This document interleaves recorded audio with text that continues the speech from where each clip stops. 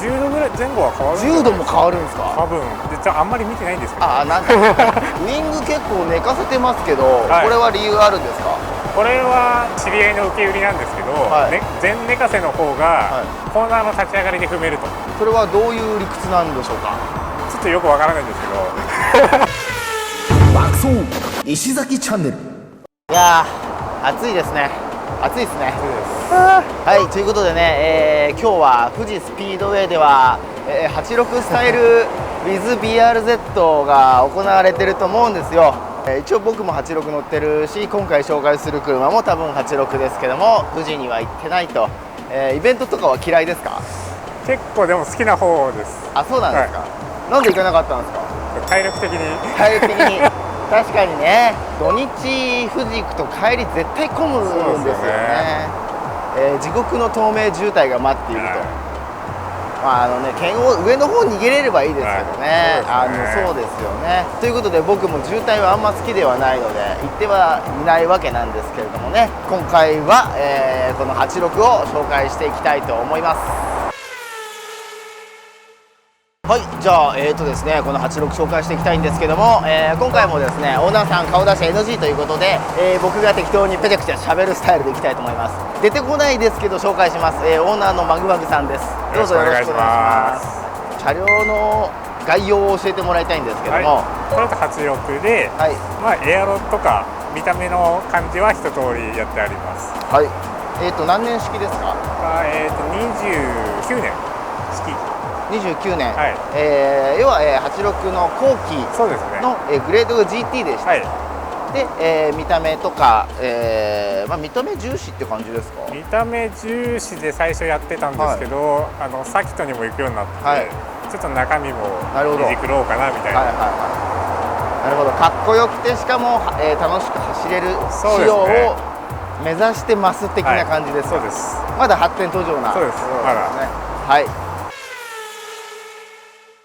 じゃあまずは顔のあたりから、紹介していきたいなと思うんですけども、まずボンネットがカーボン、はい、ボンネットに変わってます。はい、カーボンボンネットがついてます。はい、レボリューション。はい、はい、ウエットカーボンなのでドライではないんですけど、はい、純正がアルミなのでもともと軽いらしいんですけど、はい、まあそれよりもさらに軽くなっているらしいです。何キロぐらい軽くなってる？ 2キロぐらい。2キロぐらいのボンネット交換は体感できないっていう話をよく聞きますけども。そうですね、まあ、どちらかというと軽さというより耐熱の方が大きいかなみたいな。あとファッション性っていうところ。そうですね、ファッション性8割みたいな。はいはいはいはい。まあ、軽くはなってるんですよね。ボンネットっていう場所からやっぱ体感できにくいって言われてますよね。そうですよね。で、これ今は穴が開いてて、はい、下に蓋をしてあるじゃないですか。で走る時には蓋を取って、そうですね、結構水温変わると思うんですけど。水温、そうですね、塞いで出る時よりは全然天地の差というか。何度ぐらい変わるんですか？10度ぐらい前後は変わる。10度も変わるんですか？多分であんまり見てないんですけど。ああ、なんだなんだ体感上は、体感一番やばいやつですよ。体感で数字を語るっていうのは、具体的な数字は分かりませんでしたまあでも形状的にもね、間違いなく排熱というかね、熱は吸い出してくれると思います。で、バンパーが変わってます。アライズモータースポーツのところの、バンパーです。あんまりまあ86つけてる人はあまり見ないと思うんですけど、先ほども言いましたけどファッション性で選びました。この、バンパーの気に入ってる部分っていうのはどこなんですか？そうですね、自分フロントの真ん中にエンブレムがあるっていうのが嫌いなんですよ。なのでそこのないところが結構一番好きだったりします。ここはそうですね、のペットしてるのがいいと思いますね。ああ、そっか。でもなんか車外のバンパーとか純正でも取っ払っちゃって綺麗にしちゃえばいいんじゃないのかなと思うんですけど、そのなんか手間というかあれを考えるとだったら最初からないのにしたい。なるほどです。でここら辺のこうリップみたいなのも全部一式でついてます。なるほど。ワンポイントとしてこのナンバーカバーがカーボンのがついてたりしますね。そうですね。でヘッドライトなんかはノーマルですか？灯火類は全部ノーマルです。ノーマルですね。はい、じゃあ続いてサイド周り行ってみたいと思います。はい、ということで、側面のカスタム、見ていきたいんですけども、まずこの一発目で印象つくのはこのラインですよね。フロントフェンダーから、リアフェンダー、リアのテールランプあたりまでビューッと出てる、これバイナルというかラインっていうか、そうですね、はい、もともとそのラインはこの車買う前からやりたくて、あそうなんですね。それで知り合いにちょっと教えてもらって買ったって感じですね。なるほどです。結構印象変わりますよね。そうですね、はい、もうやってる人はもう本当に見たことないし、同じ車種では。そうですね、アルピナみたいな感じですね。そうですねで、意外と、純正ホイール。そうです。はい。これは諸事情により、もともと履いてたタイヤがパンクしたそうです。普段履いてるのはホイールは何でしたっけ？ウェッジスポーツの SA72R っていうホイールなんですけど、はい、なんか会社の駐車場で石が突き刺さっていまして、ね、なるほどです。ご愁傷様です。でまあちょっと今回は仕方なく純正ホイールで、来てくださったって感じですね。ブレーキパッド変わってます？ブレーキはパッドだけ変わってます。これはプロミューですか？プロミューです。はい。まあ、結構たまにサーキットとか走ったりしてるってことで、ブレーキパッドがプロジェクトミューに変わってます。これはプロミューの何ですか？B スペックってやつ。B スペック、はい、割とストリート寄りのパッドってところですね。初めてサーキット走った時変えたので、その時にどれがいいか選んでた時に知り合いに教えてもらってこれを買ったって感じです。なるほどです。側面的にはそんな感じなので、次はリア周り行ってみたいと思います。はい、だいぶキツキツのところですけどリアに来ました。で、まずは GT ウィングがついておりますが、これはどこの GT ウィングですか？ラスティってところの GT ウィングで、2種類あってそのうちのちっちゃい方がついてます。これはあれですか、もう片っぽは競技専用みたいな感じなんですか？そうですね、両方とも一応競技専用とはなってるんですけど、もう一個の方は明らかにはみ出ちゃうので。ああ、なるほど。これは一応、車幅に収まってるやつですか？収まってるやつ。はい。ウィング結構寝かせてますけど、はい、これは理由あるんですか？これは知り合いの受け売りなんですけど、はい、全寝かせの方がコーナーの立ち上がりで踏めると。それはどういう理屈なんでしょうか？ちょっとよくわからないんですけど全寝かせの方が立ち上がりで踏める。立ち上がりで踏めると。どういうコーナーの立ち上がりかっていうのにもよるんですか？ショートコースの、はい、サーキットが結構走ってるので、そこのコーナーというか説明をしたら寝かせた方がいい。どこサーキットですか？本庄とか、はい、つくばの線とかですね。なんで寝かせるんですかね？なんでなんでしょうね。自分もなんかつけた当初は走る前だったので、全然本当におしゃれ目的でつけたような感じなんですけど、サーキット走り始めて、ないよりはあった方がいいな程度でしか、全然ファッションパーツとしてもありだと思うんですよ。ただサーキットで使うっていう時に考えた時に、やっぱこの角度がもう今一番寝かせてる状態です。そうですよね、なんならこっち側上向いてますもんね。そうですねまあ確かにね、このルーフから流れてくる空気、寝かせた方が効くのはちょっとわからない。わからないですねでもこれこうつけざるを得ないのか、もしかしたら。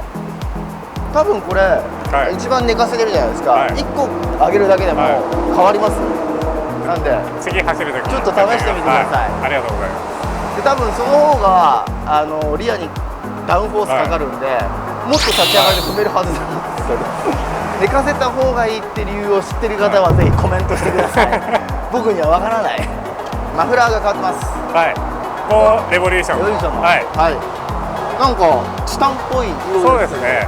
ちょっと磨きすぎちゃってなんか紫っぽくなってるんですけど、新品時は綺麗な青いチタン色になってます。でそのマフラー太鼓の部分までチタン塗装がされてるんで、車外のバンパーの隙間からちらっと見えるかなって感じなんですけど。本当だ。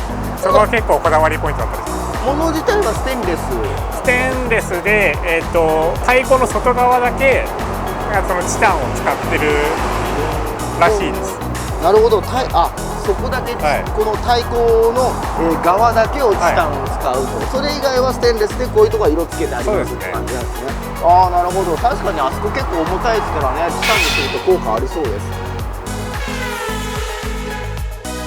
そそれではですねエンジンルームの中、見ていきたいと思うんですけれども、はい、まず一番パッと目につくのがこの、GR ガレージって書いたカーボンのボックスなんですけど、これは何ですか？これがレボリューションのカーボンインダクションボックスってもので、吸気のダクトがバンパーの下の金網部分まで来てて、そのラム圧で吸気量を増やすっていう。ラム圧出るんですか？一応なんか出るらしいですね。何キロぐらいから？知り合いが言うにはインマニアスがゼロぐらいになるらしいです。多分ゼロは普通なんですよ。ラム圧そのスピード何キロ以上でラム圧かかるとかって分かる？全然分からないです。分からない。まあでも一応ラム圧かかるように正面についてると。何キロからラム圧かかるんだろう。まあブースト系つけてね、1を上回ったら制圧かかってるってことですからね。全開シフトとかやると確かにちょっといったかな、分かんないです。ちょっとよく分からないです。ラム圧はご存知ですか？名前だけ。名前だけ。じゃあ簡単に説明しましょうか。まっすぐ進むと風圧かかるじゃないですか。風圧の力をでターボとかスーパーチャージャーみたいにちょっと下級してあげるっていう考え方なんですよ、ラム圧って。だからバイクとかよくフロントについてたりするんですけど、なんですごいいっぱいスピード出すと2リッターだったら 2.01 リッターぐらいの空気を無理やり押し込めるっていうやつなんですけどね、どうなんでしょうね。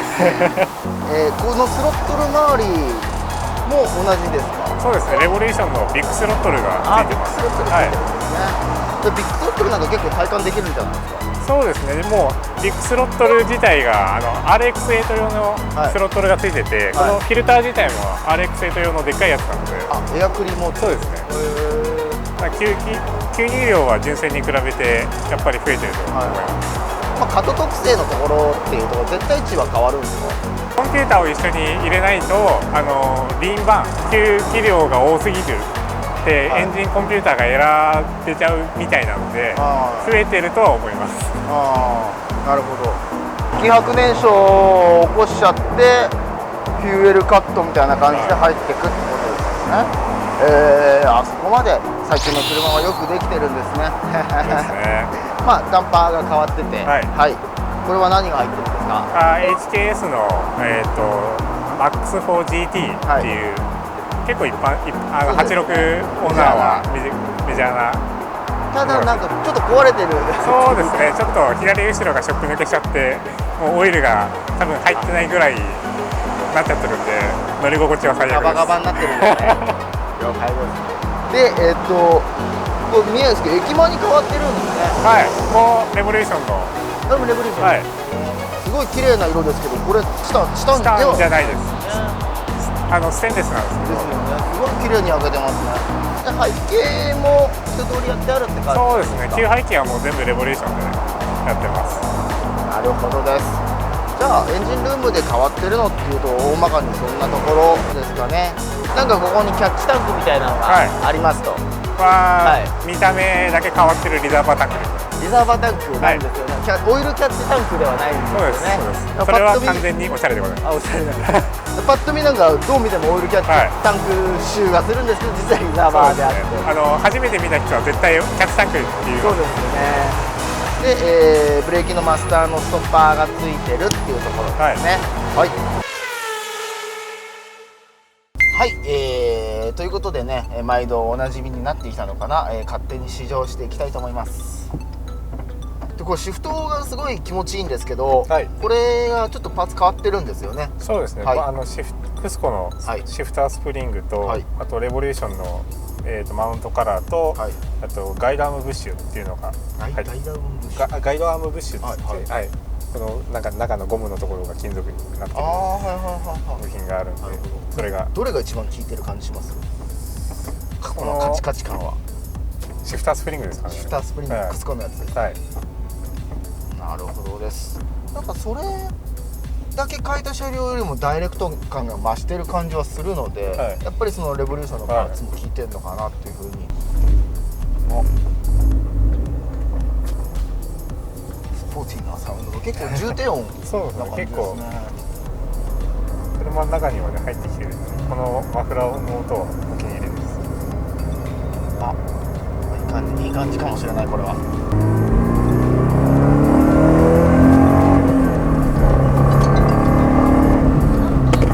結構いい感じじゃないですか。そうですか。ありがとうございます。いや、まあ、ちょうど僕今ドノーマルを乗ってるんでね、まあ、ロールケージ入って重くなっちゃったドノーマルを乗ってるんですけど、ちょっと速い気がしますよ。そうですね、コンピューター入ってるんですよね。コンピューターはそのレボリューションの、給排気をやった用の、パワーも200馬力ぐらい出てるんですか。そうですね、まあ測ってはないんですけど、そのショップの人が言うには、まあカタログ値ぐらい。ちょっとあれですね、いわゆる昔のスバルの不倒調のサウンドっぽいどこどこ感が出てくるんですけど、これはこれで多分トルク出したりしてるんかな。そうですよね。あ、これめちゃめちゃいいわ。楽しい。ブレーキもパッと変わってるだけで、あとはストッパーがついてるんですね。はい、それだけです。このかっちり感はストッパーの方なのかな、もしかしたら。もしかしたらそうかもしれないですね。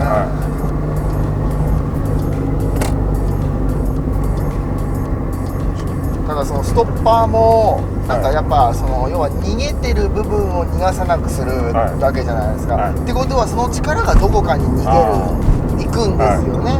でそれでやっぱりどこか別の場所がトラブルを起こしてしまう可能性があるということもあるそうですので、補強パーツを使うときは気をつけましょうっていうやつですね。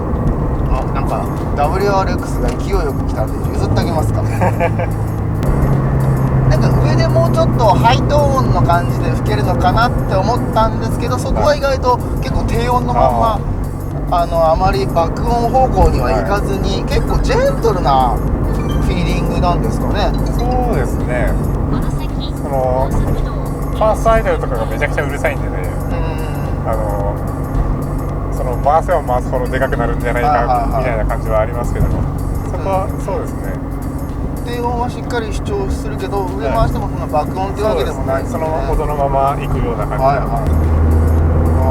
じで、やっぱりコンピューターだと思うんですけど、アクセルの付きがノーマルとは比べ物にならないほど、あれスロコンとか入ってます？入ってないです。入ってないです。コンピューターだけですよね。コンピューターだけです。多分コンピューター側のセッティングで変わってるんだと思うんですけど、全然ノーマルのスロットルレスポンスとは、比べ物にならないほどスムーズで、まるで車外のスロコンが入ってるのではないかと思っちゃうぐらいスムーズですね。乗りやすいです。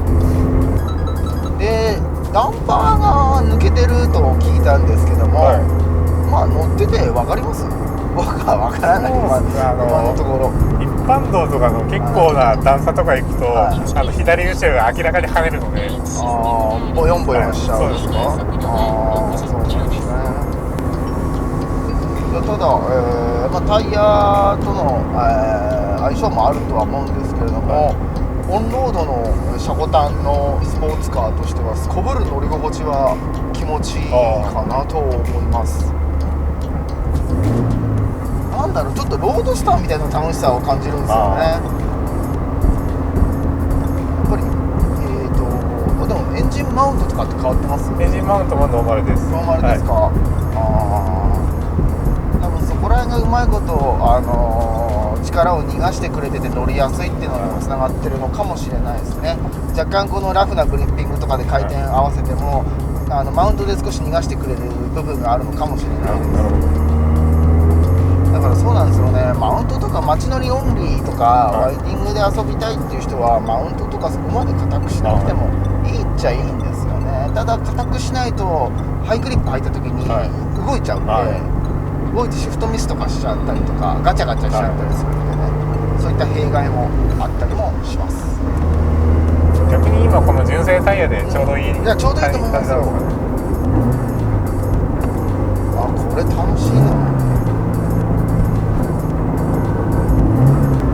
なんだろう、もともとこのエンジンってそんな高回転ビンビン回るエンジンでもないと思うんですけど、フラットなトルク特性ですよね。それのもともと持っってる特性が、いい方向に出てきてるっていう印象を受けるセッティングです。石崎さんにここまで言っていただけるのっていや適当なこと言ってないですか嬉しい限りです。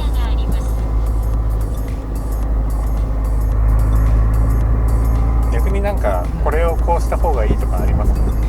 そうですね、多分ステアリングセンターちょっとずれてるかもしれないですけど、これでもタイヤが中古とか、ある程度使った純正タイヤっていうところ、転がし用じゃないですか、多分それだと思うんですよね。でもちょっと待ってください、今でもすごい低回転で乗ってるんですよ、6速入れて、でもしっかりトルク出てきてるし、でそうです、嫌なところですか？嫌なところか。なんかそのコンピューターをやっぱり原子合わせの方がいいかも。いやこれで十分じゃないですか。原子合わせだとより、細かいというか、その分給排気も、そのショップの中でのパーツだから、データとか持ってると思うんですよ、それが例えば給気だけ別のメーカーとか、給排気別のメーカーでコンピューターもまたさらに別のメーカーとかってなっちゃうとちょっとややこしくはなってくると思うんですけど、国産でまとまってるじゃないですか、それって結構すごく大切なことで、やっぱり本当わずかな違いでセッティングってガラッと変わってきちゃうんで、それをやってらっしゃるっていうだけで全然僕はこれでいいじゃんってそうなんです。本当にこの10段階ぐらいとかのアクセルコントロールってできないですよ、86ノーマルって本当にバカなんですよ。大人2人乗っててエアコンかけててこのトルクっていうことは、多分フルカットっていうか1人乗りだったらもっと全然軽いわけですし、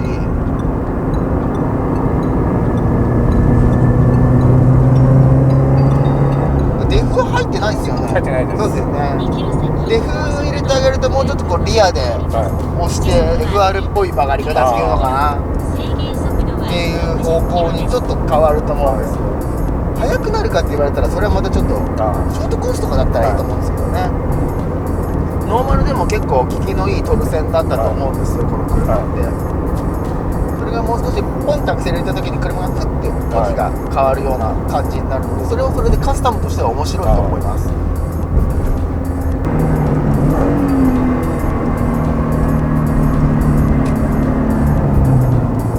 お、すげえ、カレラ GT だすげえ911かなと思ったらカレラ GT だ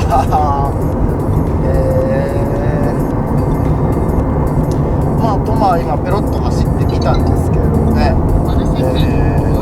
結構いいですよ、僕は好きですよこれ。でもやっぱり結構好きっすねこの車、すごくいいパッケージだと思いますよ。それはね、めちゃくちゃ乗ってるプロに言わせたらなんかツッコミどころあるのかもしれないですけど、ミニサーキットとかでちょろっと遊ぶ分には全然いいですよ。全然いいですよ。強いて言えば、ウイングで後ろが見えないそんくらいですかね。はい、ということで、すこぶる楽しい試乗を終わりたいと思います。爆走石崎チャンネル。はい、ということで86乗らさせてもらってですね、カスタム紹介をさせてもらったんですけれども、僕走り屋なんで運転っていうところはものすごく車作りにおいて重きを置きたい人なんですが、結構いいっすよまずその86あるあるのアクセルのつきがひどいっていうのは改善されてるし、男2人乗ってエアコン効かせてトルク感がしっかり出てるっていうことは、1人で乗ってエアコンかけなかったらそれより全然トルクが出るわけですけど、だから2人乗ってエアコンかけてトルクを全然不足感っていうのを感じなかったので、しっかりトルクも出てると思うんですよね。はい、ちょっとタイヤはちょっとサスペンションに対して柔らかすぎるかなっていう感じはします。純正タイヤなんでそれは当たり前ですけどね、今は致し方ないとこですが、やっぱり、車庫帳が入っていたらそれなりの、もうワンランク上ぐらいの、グレードのグリップのタイヤを履いてあげた方がコンディションはいいのかなっていうふうに思いました。はい、強いて言うとウイングで後ろが見えないってやつですね。ルームミラーから後ろが見にくいっていうところがあります。はい、そんぐらいかな。それ以外逆にすごいフィーリング良かったですよ。シフトのフィーリングも良かったし、ブレーキのタッチ感もすごい良かったし、加速感も良かったでしょ。アクセルも良かった。良かったっすよそんな良かっただらけの、マグマグ86号ですけども、じゃあ今後のカスタムの方向性を教えてください。今後はやっぱり、タイヤが純正なので、タイヤと足回り関係のタイヤと足回りはじゃあオーバーホールとかでリプレースして、タイヤはウェッツの方は何入ってるんですか？今ブリヂストンのアドレナリンの RE003 を履いてるので、アドレナリンでもいいと思いますし、もうワンランク上のを1回履いてみると、さっきとでもタイムアタックって結構意外と上の次元を知ってると、ランクの低いグリップの低いタイヤを履いても意外と乗りこなせちゃうっていうことでも起きたりするので、ぜひぜひそうですね、街乗りと、スポーツ走行をバランスよく楽しめる車っていうところを目指すっていう感じだと思うんですけどね。さっきとか一緒だったら、ぜひ一緒に走りに行きましょう。よろしくお願いします。そうですね。なんでマグマグなんですか？本名のイニシャルがマグマグ。S と N で、もともと磁石だったんですけど、なるほど。マグそれをもじってはい、ということで、今回は、86スタイル富士スピードでやってる中、都内でマグマグさんの86を紹介させてもらいました。では次も見てください。じゃあね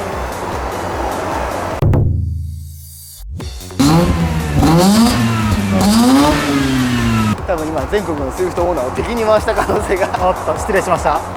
すごいですね。結構迫力のあるリアバンパーですね。はい、意外とジェントルな感じで、はい、おすごいすごい8じゃないみたい。めっちゃいいっす